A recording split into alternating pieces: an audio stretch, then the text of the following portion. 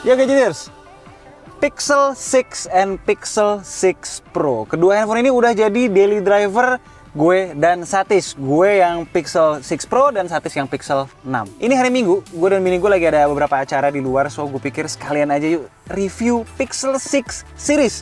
Dan kita lihat apa yang membuat gue dan Satis jejeritan suka banget dengan Pixel 6 series ini. Tapi juga tidak melupakan, pasti kekurangannya kan juga ada. Anyway, seluruh video ini akan di-shoot on Pixel 6 Pro.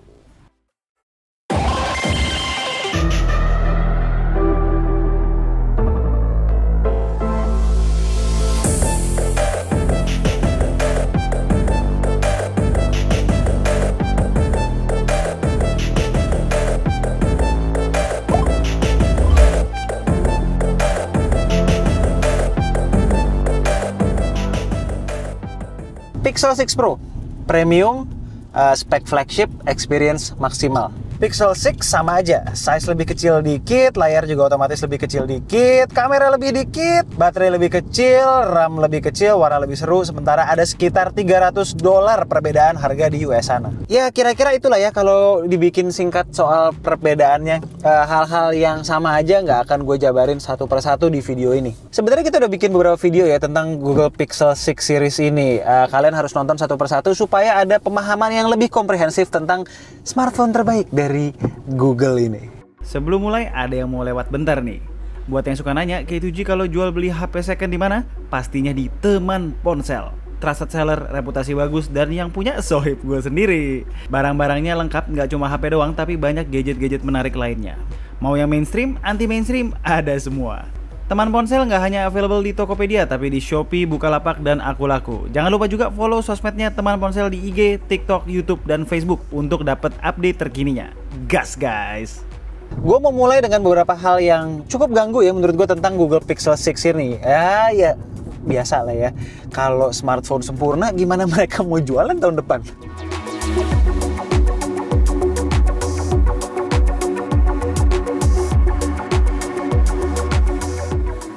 Yang gue selalu suka dari OS buatan Google itu adalah sifat universalnya. Contohnya misalnya kita pakai Maps di negara plus 62 ini, fiturnya itu lengkap, jalannya lengkap, segala macamnya lengkap. Terus kalau misalnya kita pakai Gboard, keyboardnya Google, walaupun kita set bahasa Indonesia kan juga fiturnya juga tetap lengkap, tetap bisa nge-swipe, beda sama kalau kita di iOS pakai keyboardnya Apple. Sayangnya di Pixel 6 series ini ada beberapa hal yang nggak universal. Contoh, fitur live transcribe dari app recorder yang sebenarnya super keren dan nggak bisa pakai bahasa Indonesia. Talking or speaking in Indonesian. Halo, apa kabar Google? Saya ngomong bahasa Indonesia nih, kamu jadi bingung ya? Ya, payah. Voice typing dengan opsi bantuan Google Assistant juga sama. Padahal keren banget dan benar-benar fungsional fitur-fitur ini. Unfortunately, this feature is not available when we choose bahasa Indonesia as our language. Clear. Clear. Selain itu, seperti yang udah pernah kita bilang di video Pixel 6 Pro versus iPhone 13 Pro Max, secara availability pun tidak universal. Cuma di segelintir negara doang. Barangnya susah pula. Apalagi kita yang di Indonesia harus usaha ekstra atau keluar duit ekstra buat dapetin barangnya. By the way, gue sih dapetnya di dua tempat ya. Untuk yang 6 Pro Sortesani ini dapetnya dari Om Haryoko, sementara untuk yang Sortesi Foam Pixel 6 ini dapetnya dari Gondrai Store. Link dua-duanya udah gue taruh di deskripsi. Lanjut yang ngeselin juga adalah chargingnya. Udah nggak ngasih charger dalam box, chargingnya mentok di 23 watt pula. Walaupun sejatinya charger yang dia jual terpisah tuh 30 watt. Hasilnya ngecas full yang Pro dan non-Pro lama banget, 2 jam kurang dikit. Ini 2021 Bung, dan Anda jual handphone di ekosistem Android yang dimana charging speed di device lain udah sampai ratusan watt. Buat yang argumen, oh Google pentingin masa pakai baterainya. Gini, kalau kita lihat Tokopedia misalnya, baterai Ori Pixel 4 XL, buat contoh aja ya, itu cuma 200 ribuan. Gue pribadi rela ngeluarin 200 ribu per tahun untuk ganti baterai supaya dalam kondisi prima demi faster charging. Dan gue yakin banyak pula yang punya pemikiran sama kayak gue di luar sana. Sisa hal yang kurang oke minor sih. Di bagian user experience, area gestures back terlalu lebar. Jadi suka tabrakan sama beberapa gestures di dalam app. Mau swipe ke kiri, malah jadi trigger back. Terakhir nyari case di Indonesia susah banget. Either sampai sini pada mahal banget, atau ya dapet yang jelek sekalian. And Cuman itu doang menurut gue yang patut diomongin soal minusnya. Gue suka banget smartphone ini. Jelas kandidat smartphone of the year dari K2G.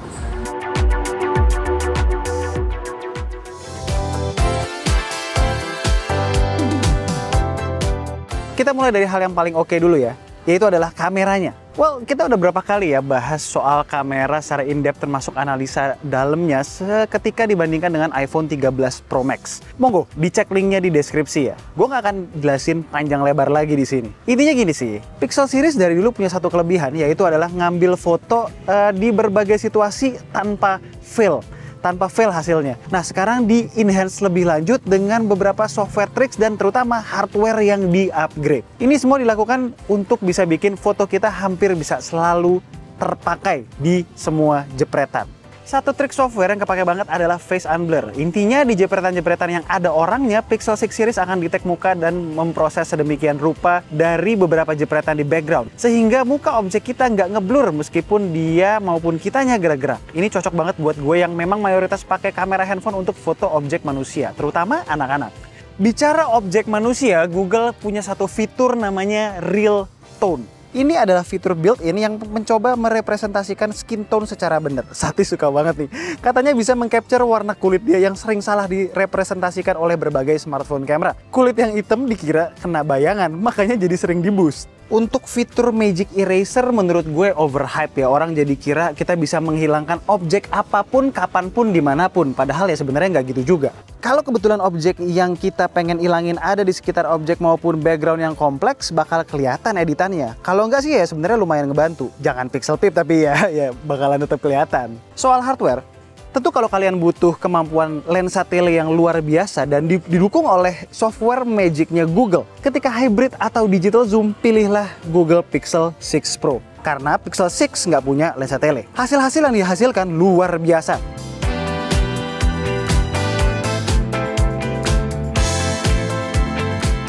Sebenarnya upgrade yang paling berasa bukan dari sisi fotonya, tapi justru dari sisi videonya. Makanya gue pede banget nge-shoot video review ini dengan Pixel 6 Pro. Videonya tuh stabil, tajam dengan dynamic range yang luar biasa. Lagi-lagi seperti di comparison review dengan iPhone 13 Pro Max, kita bisa lihat semakin mendekati bagusnya video iPhone. Dan bahkan di situasi medium lighting dan low light lebih baik. Processing dynamic range itu jalan di video. Yang rada aneh memang ketika kita nge-shoot ngadep ke sesuatu yang berwarna biru, akan di-boost banget tuh birunya. Suka banget Pixel 6 sama warna biru. Satu lagi alasan untuk pilih Pixel 6 Pro adalah selfie kameranya dengan resolusi yang lebih besar di 6 Pro 11,1 megapiksel dan 8 megapiksel di Pixel 6. Sebenarnya kalau kita nggak pixel peep ya, itu nggak terlalu berasa signifikan perbedaannya. Terus juga gue prefer lensa selfie 20mm di Pixel 6 Pro dibandingkan 24mm di Pixel 6. Enak kalau buat selfie rame-rame. Justru perbedaan megapiksel ini lebih berasa di video ya. Kalau di Pixel 6 Pro bisa 4K 30 fps, sementara kalau di Pixel 6 biasa cuman 1080p 30 fps. Secara hasil sih dua-duanya bisa gue lihat cukup stabil. Image quality juga bagus ya, emang cuman intinya sih ya kalah di megapiksel aja. Lebih rapat pikselnya di Pixel 6 Pro. Untuk video stabilisasinya bagus ya. Cuman kalau udah mulai lari begini, kita mendingan pakai yang opsi stabilisasi aktif. Jangan lupa opsi stabilisasi lainnya itu asik-asik juga, terutama yang cinematic pen nih. Gokil. Alus.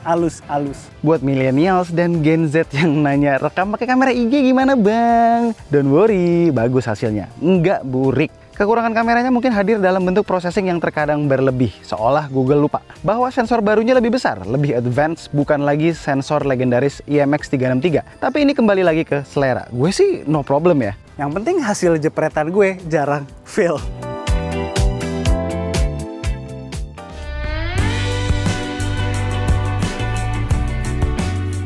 Desainnya keren, selera sih, tapi gue dan Satis tuh suka banget sama desain yang ikonik kayak begini. Depan belakang Gorilla Glass Victus dengan frame yang aluminium. Pixel 6 secara desain sebenarnya lebih keren, pilihan warnanya lebih seru, terutama warna coral dan sorte seafoam ini. Bezel-bezelnya pun seragam, hitam matte, regardless warna apa yang kalian pilih. Yang gue kurang suka dari Pixel 6 Pro tuh adalah bezel-bezelnya yang shiny, ngikutin warna handphonenya. Kalau ini tuh goldish gitulah. Selain itu juga ada aksen warna yang apa ya, ngelipet gitu di bezel atasnya. Aneh menurut gue. Dipegang dua-duanya tuh berasa gede, bahkan yang Pixel 6 sekalipun. Sayang banget Pixel 6 biasa nggak hadir dalam form factor yang lebih kecil. Cuma memang jelas ya, Pixel 6 itu lebih ringan, lebih ramping, walaupun ya nggak signifikan. Berhubung memang gue jadiin Pixel 6 series ini sebagai main daily driver gue terpaksa pakai yang Pixel 6 Pro ini sebenarnya. Karena speknya lebih mentok aja. Kalau nggak mah, Pixel 6 dengan flat screen-nya lebih cocok buat gue dibandingkan curved screen. Pixel 6 Pro yang secara estetik lebih bagus, tapi fungsional kurang. Pokoknya, efek paling keren dari desain Pixel 6 series itu adalah betapa orang bisa langsung notice, bahkan yang nggak tech savvy sekalipun, mereka langsung notice bahwa kita lagi pakai Google Pixel 6 series.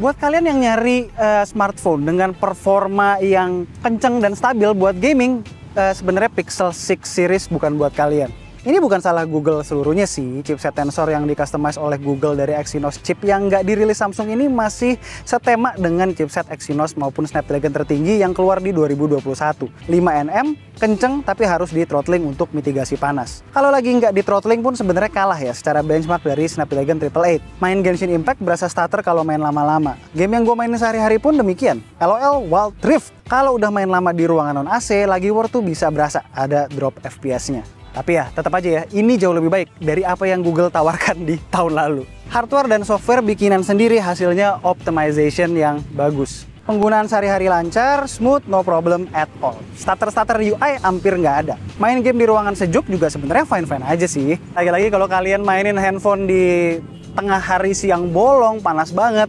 pasti akan kena throttling juga. Dan layarnya akan turun refresh rate-nya jadi 60 Hz. Pasti ada yang nyeletuk nih, Bang, Tensor kan bukan diciptakan buat itu, tapi buat AI-nya Google. Ya bener, tapi untuk ngetesnya secara komprehensif, ya mau gimana? Kita hidup di Indonesia, dan sementara, kayak tadi gue bilang tadi, nggak bisa manfaatin fitur AI-nya secara full.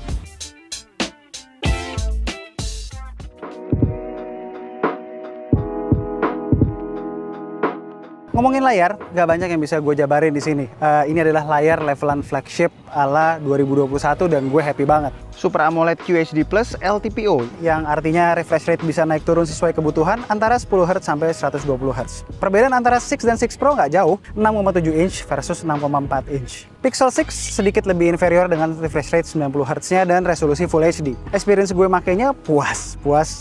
Warnanya saturated tanpa lebay dan bisa diatur level saturasinya. Hitamnya pekat, buat nonton asik, buat selancar di UI apalagi. Ini adalah layar yang bisa disandingkan dengan flagship papan atas seperti iPhone 13 Pro Series, S21 Ultra, dan lain-lain. Paling kalau ada sedikit info tambahan, total gue udah lihat sekitar 8 layar Pixel 6 dan 6 Pro. Baru di satu unit, gue ngelihat ada problem AMOLED uniformity.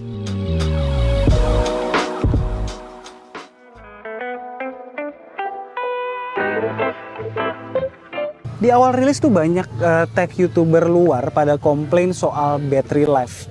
Experience gue soal hal ini berbanding terbalik dengan itu. Ini gue cabut sekitar jam 9 pagi tadi, kita udah jalan seharian, foto-foto, sosmed, GPS, segala macam, dengerin musik via Bluetooth. Sisa baterai 22%, screen on time di hampir 5 jam. Ingat, ini hampir full semua data ya, nggak pakai wifi. Kalau lagi nggak kemana-mana sih, biasanya gue dapet 6-7 jaman screen on time, which artinya di atas mayoritas flagship Android 2021 ini yang rata-rata 5 jaman doang. Kalau Pixel 6-nya satis bisa dapat 6 jaman SOT-nya. Semua tanpa gaming loh ya, kalau dipakai gaming ya kira-kira kurangin sejaman lah. Gue sih jujur berharap keajaiban di mana Google tiba-tiba drop software update yang bisa unlock charging speed maksimal 30 watt-nya. Secara sebenarnya menurut analisa gue, secara hardware tuh harusnya udah support charging speed 25 watt ke atas.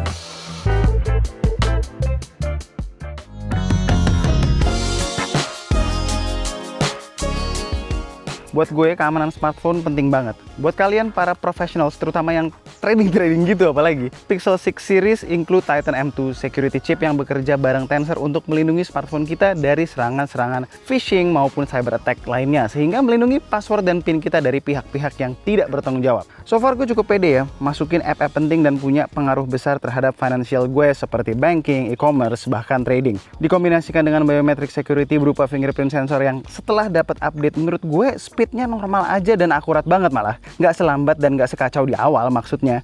Overall gue cukup puas dengan opsi security yang ditawarkan. Dari Android 12 pun kita dapat beberapa fitur security menarik seperti Security Hub di mana Google kasih rekomendasi supaya smartphone dan akun Google kita bisa lebih aman. Lalu ada juga privacy dashboard yang jadi mata-mata kita app aja yang punya akses dan narik data dari hardware seperti kamera, microphone, maupun file di dalam HP.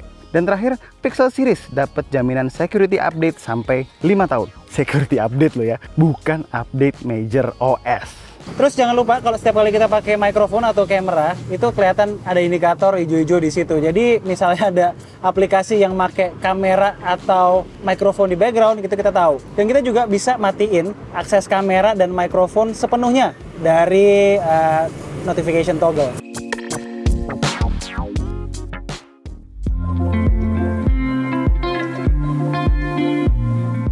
Android 12 di Pixel 6 series, nggak vanilla lagi dan nggak sebasic versi-versi sebelumnya.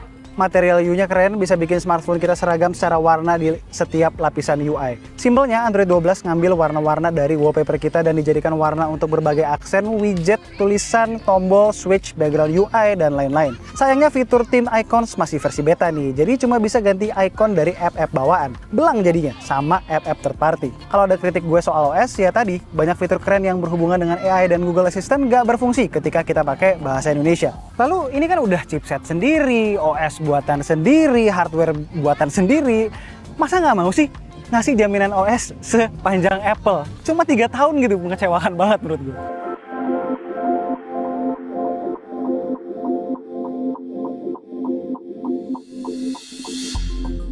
Fitur-fitur lainnya yang perlu di-note. Pertama, speakernya Pixel 6 series stereo. Satu ngadep ke depan, satu ngadep ke bawah. Yang depan tuh barengan earpiece. Suaranya sedikit lebih kenceng yang di bawah, jadi kurang balance. Sound quality-nya bagus sih, tapi masih kalah sama stereo speakernya flagship Xiaomi akhir-akhir ini yang memang luar biasa. Kalau yang Pixel 6, volumenya sedikit kekecilan ya, soundnya sih oke. Next, unit gue dan Satis dua-duanya 128GB. Bukan karena ngirit sih, cuma karena nyari yang 256GB di luar warna hitam itu susah banget karena sold out di berbagai negara. Untuk RAM-nya, Pixel 6 Pro rata dapat 12GB, Pixel 6 8GB. 8GB di Pixel 6 biasa sebenarnya udah lebih dari cukup ya. Jarang kami ngerasain aplikasi harus refresh setelah ditaruh di background. Pixel 6 series dua-duanya single SIM, kalau mau dual SIM harus pakai eSIM.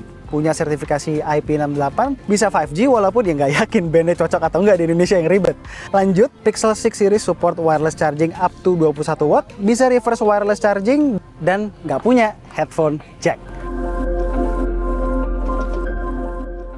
So, Google Pixel 6 and Google Pixel 6 Pro. Kalau kita semua tinggal di luar negeri, atau Google jualan resmi di Indonesia, gue pasti nggak akan ragu nyuruh kalian berbondong-bondong untuk beli salah satu dari kedua smartphone ini, terutama yang Google Pixel 6, karena value-nya luar biasa ya. Sebenarnya Pixel 6 Pro juga value-nya tuh luar biasa, apalagi kalau dibandingkan dengan kompetitor-kompetitor yang lain yang harganya di US sana bisa beda sekitar 200 sampai 400 dolar. Tapi ya sayangnya kita semua kan di Indonesia, jadi kita harus membayar ekstra untuk pajak atau keuntungan para importir.